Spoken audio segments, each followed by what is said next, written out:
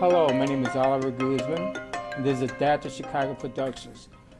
Today we have with us an Iraqi war veteran that was hit with an IED, and he has neurological problems. And he has a comfort dog. And a lot of these people, a lot of these veterans with comfort dogs face discrimination sometimes.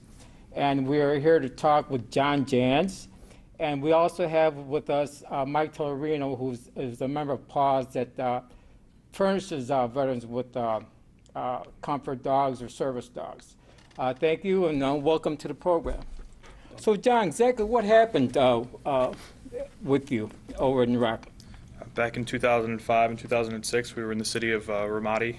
While we were on patrol, I got hit by a roadside bomb, knocked out from the blast, and subsequently have some neurological issues these days. So, on your return home, how was it? How hard was it to get reaccustomed? It was very rough. There's a lot of memory problems. The military and the VA, their go-to is medicine, and you having memory problems. You can't remember to take your meds once a day, let alone 3 or 4 times a day. And there was a point I was on 18 different meds, some of them 4 times a day, and it was just. It's quite a bit. Yes. So, how did you get involved with getting a service dog? After I was discharged from the military, my wife just showed up with her one day. A woman she worked with was putting her down because she was untrainable, and I happened to find a trainer in the area and started taking her to training. And what started out as my wife's dog slowly turned more and more into my dog, and then we had her trained for. All right. So I understand that these dogs have to have vests. Is it required from that vest? And are they registered? Do they have to be registered?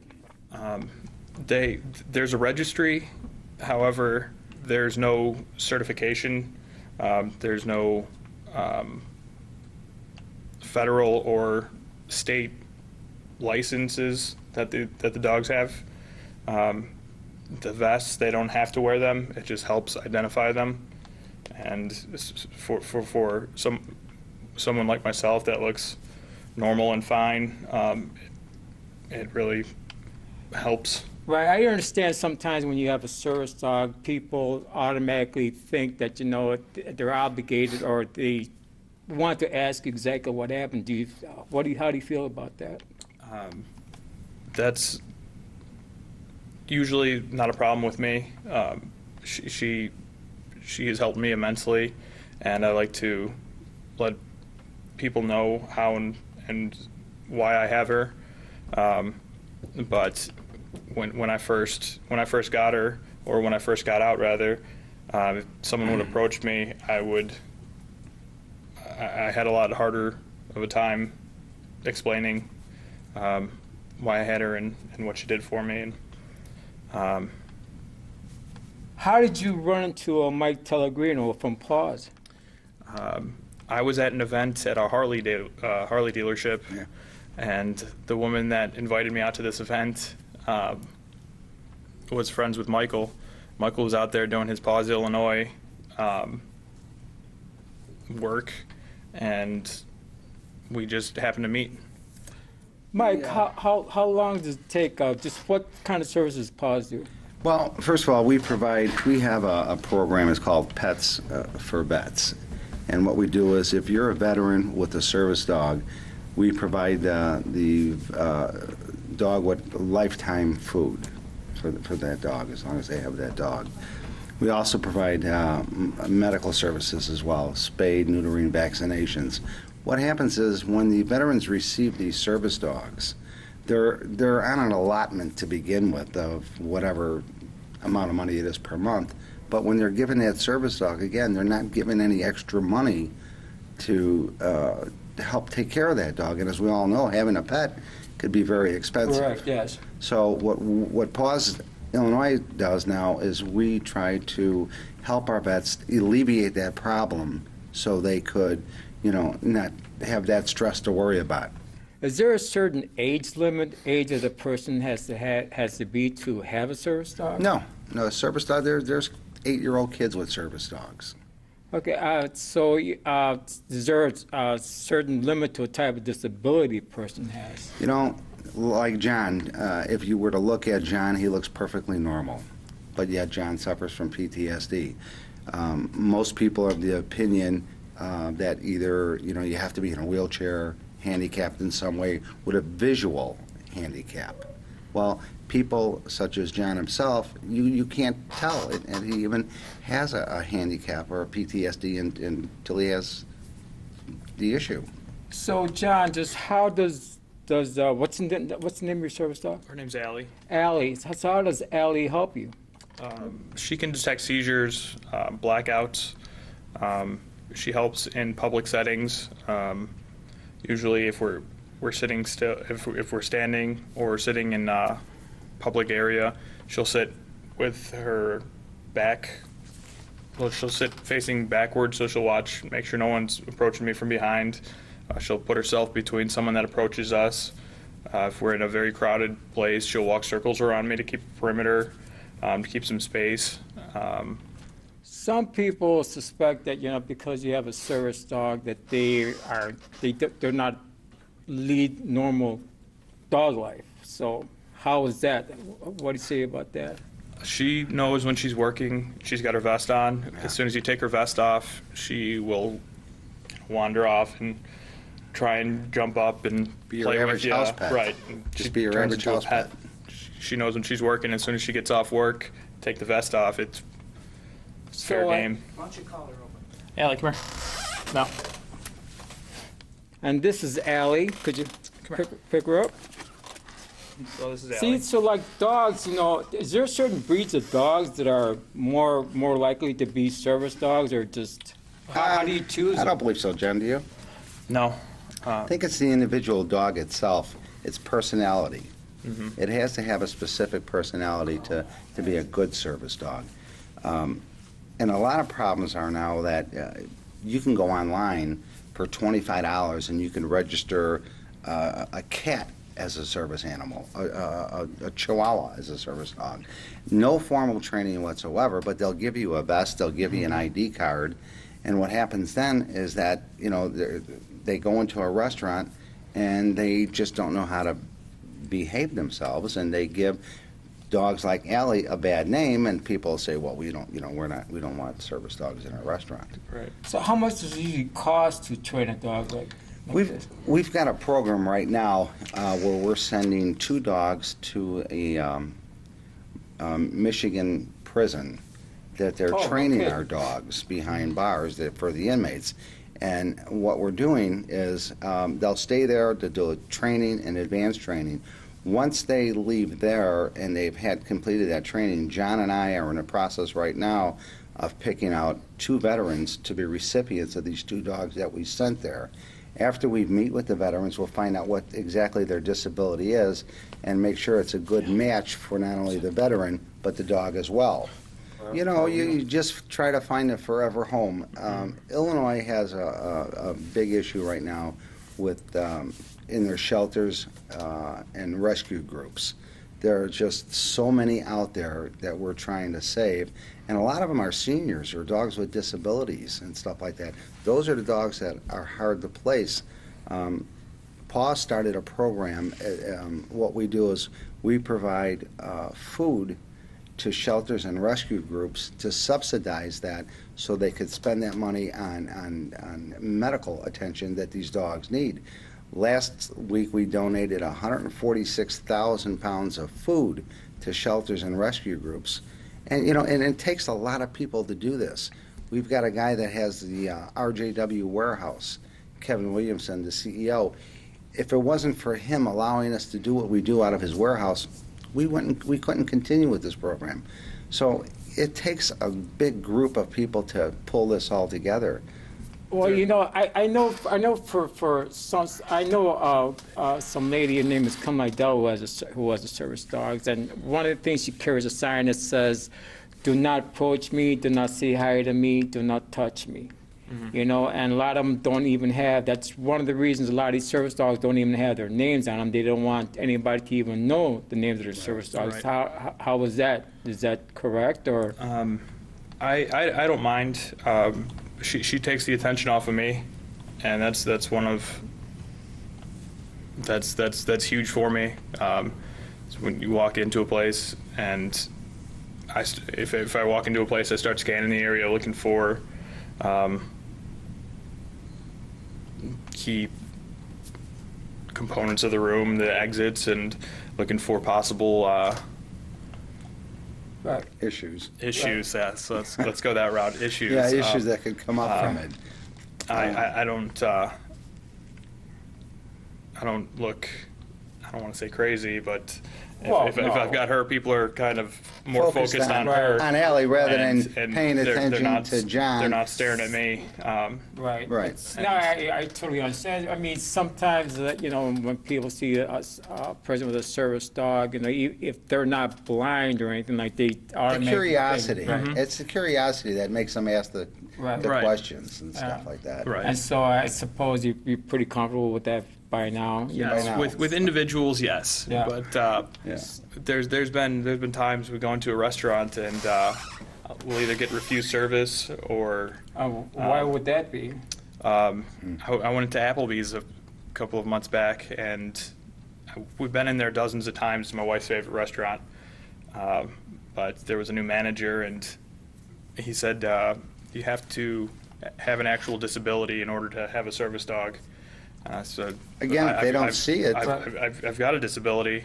It's like, well, I don't see it, Right. and So when you train dogs for veterans, what type of proof of a disability do they have to have, like medical records? You know, or? they have to be discharged from the service with a known disability that they're receiving compensation from the military.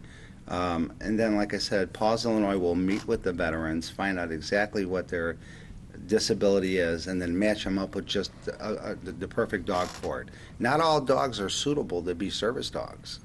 Not all veterans are, qualified to have a service dog. Well, what is the litmus test for a veteran to have a service dog? The need. The problem is most veterans don't know the process about going in the process of obtaining a service dog. That's the problem with most of it. The Veterans Administration is such red tape. and it changes so And, frequently. yeah, I mean, the rules, regulations, and, requirements, you never know from one minute to the next what is required. So I understand you're involved with another organization. Yeah, we're with the Refurbished Pets out of Michigan. They are the ones that we partnered with to do this program for the veterans. We're trying to provide at least minimum of 6 service dogs a year to veterans, rather than them having to go through the Veterans Administration and all that red tape.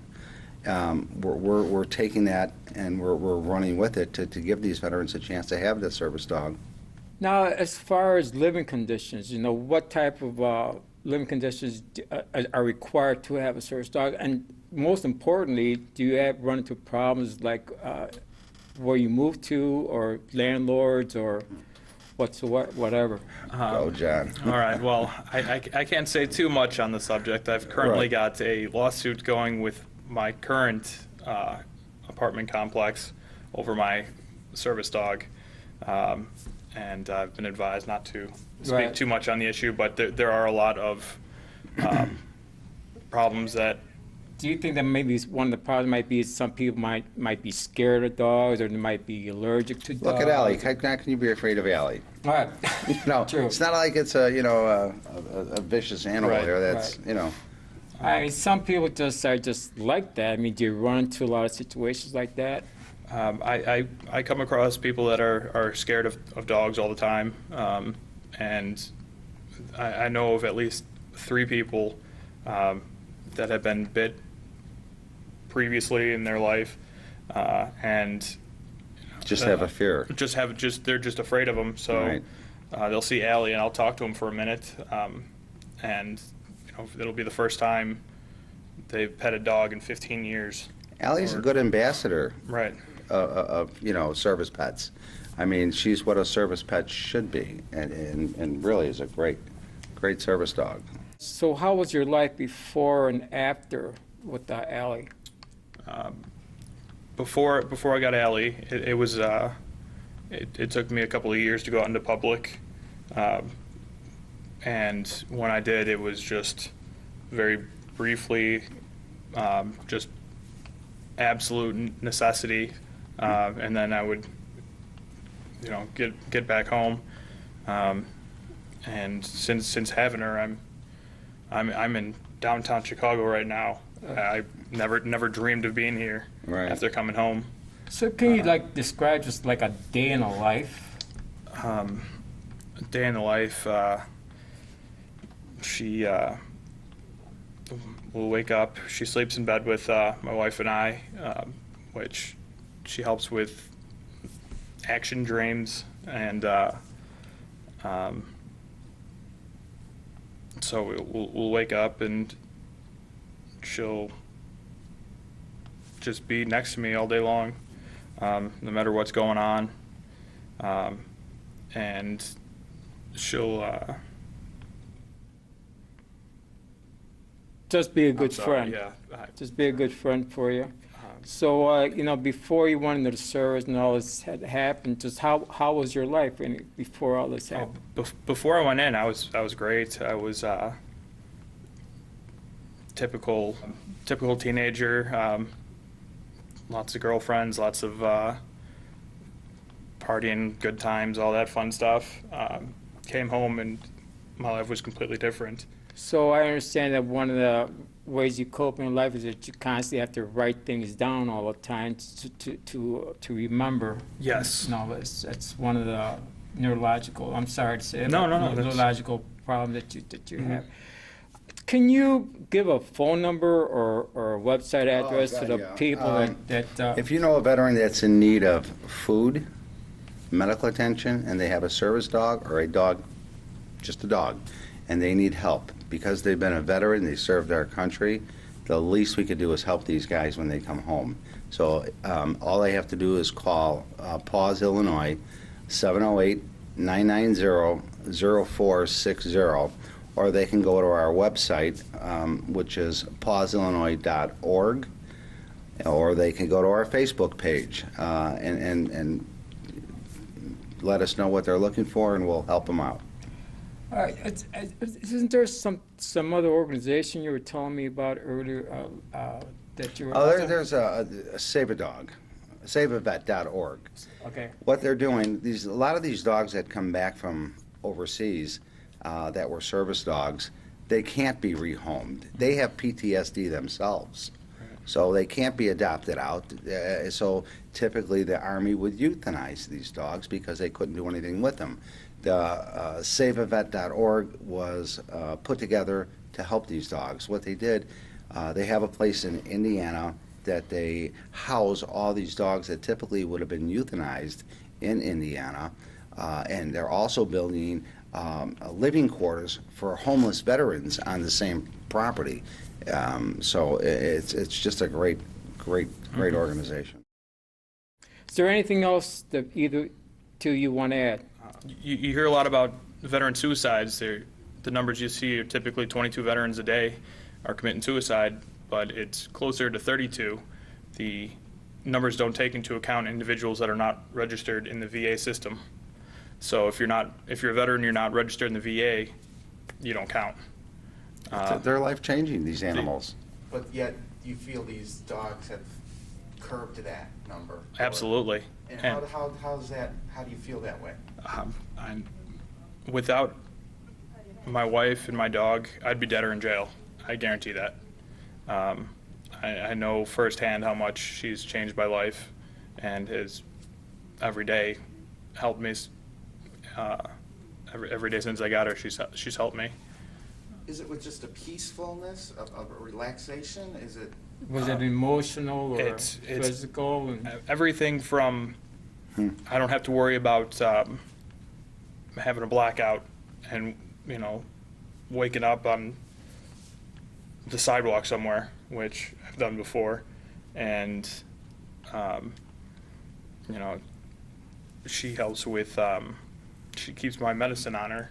I Not forget to say heard that that. sometimes that they're able to suspect seizures coming on, or they're able Yes, to sir. suspect chemistry. She can, In your- some- your body something, chemistry. and they can alert real fast. Right. They're trained to alert people that Right. something is going on physically. they can smell a chemical change that's taking place in the body as it's happening before the Seizure comes on, yeah. before the seizure or whatever the medical condition is, from diabetes to cancer. They can smell a chemical change and alert the individual. Like myself, I don't have grand mal seizures. I have simple partial seizures, which are you look like you're staring off into the. All right. Go ahead. You look like you're staring off in the distance, or just kind of zoned out, but it's actually a seizure. She alerts me to those before they happen, and I'm able to take a seat, calm down, and I'm good. So what a great comfort feeling that must be. Absolutely. Is there anything else that either two you want to add, to bring forward to? Again, it's public awareness. These vets have to know that there's a place they could go, a place they can turn for help. That's the biggest issue. Our government just doesn't put it out there enough for our veterans. They come back here and they throw their hands up in the air and say, you know, now what? You know, what do I do now? Where do I go from here? There are organizations such as Paws Illinois that will help them, you know, get the things they need for their pets or for themselves. I mean, So you would request that people write their congressman or write? oh, without a doubt, you know, there's so much more we could be doing that we're not. You know, it's amazing when these guys come back. And again, it's just lack of knowledge. John can tell you, I'm sure, you know, when he got back, you know, Absolutely. you don't know what to do first. You know, you got no one leading you in the right direction, and things change so often with the Veterans Administration. It's hard to keep up with it. The procedures now for getting a service dog through the VA. Actually, I don't even know if the VA has a program right now. Last I checked, it was canceled. The only reason I got my dog through the VA was my doctor wrote a prescription, quite literally typed out a piece of paper that said, you know, I need a service dog, and I had to go out on my own and find it, train it, and that, since I was discharged in 2008, has changed to they will provide dogs that are already trained. Then they stop doing that, and But it's at the expense you of the know, veteran. It's So you don't, let me get this straight. So there aren't any grants or any federal help? You can go to private organizations such as Paws Illinois for assistance. That's You surprising. you can get it quicker through a private organization such as Paws than you can go through the VA and get it. The VA has a waiting list when their program was active. The VA had a waiting list of over a year. Wow. And you'd have to go out east typically to get the dog at your own expense. Wow, that's So that's pretty amazing. just putting a big burden on these veterans. I mean, Right. you know, they're on a fixed income, limited income to begin with. Then they have that added expense of another a mouth to feed, medical bills and stuff like that. You know, it's hard. It just is. All right. Well, once again, my name is Oliver Guzman. I want to thank John Jans, Mike Tellerino from Paws for being here on the program. And if you possibly can, try to get on the call to the Veterans Administration, because these veterans who are returning that need comfort dogs really is a necessity for them to live their lives. And you know, it's not just for a pet. It's a major life-saving thing service for these veterans. Thank you very much. My name is Oliver Guzman, the Deb Chicago Productions, and have a great day. Hi, my name is Mike Tellerino. I am with Paws Illinois. We're a not-for-profit. What we're trying to do is start a registry here in Illinois for service dogs. Illinois does not have a registry that can associate a service dog as being certified. So what we'd like to ask people to do is contact Paws Illinois at 708-990-0460, so we could help pass a law here in the state of Illinois that can get this done. It's really needed, and it would help our veterans with their service dogs.